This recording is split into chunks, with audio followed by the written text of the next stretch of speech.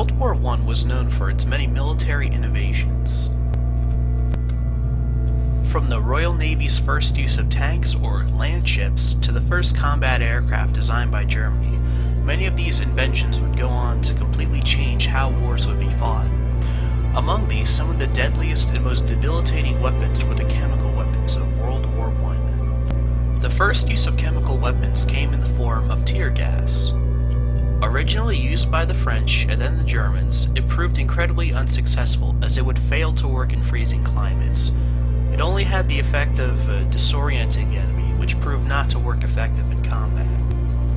As the war progressed, the Germans proceeded with the use of chlorine gas in the Second Battle of Ypres, where a huge cloud of chlorine was released against the British, Canadians, and French.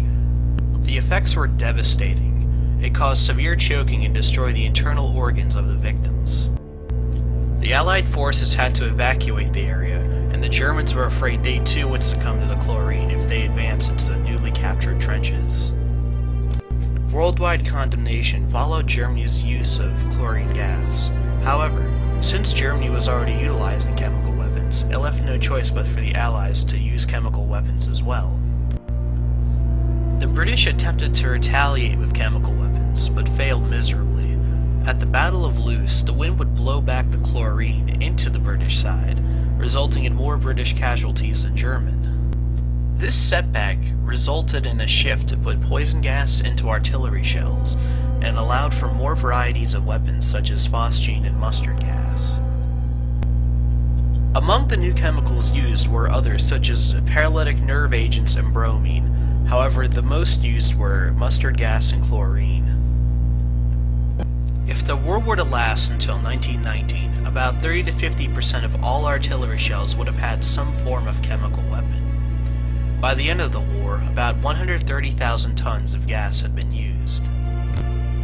However, many problems remained with these weapons. Mustard gas would get trapped in the soil and remain poisonous, making capturing trenches very dangerous.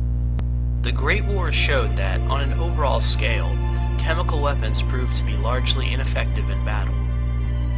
Once thought to be the weapon which would turn the tide of war, all sides began using it with great consequences. Countries such as Britain, France, and Germany experienced hundreds of thousands of casualties and several thousand deaths. By the end of the war, about 1.2 million soldiers would come back with the debilitating effects of these chemical weapons, but no country showed any real gain from using them. In 1925, all countries agreed that since the costs were too high and the advantages too little, they would all sign an agreement to ban the use of chemical warfare.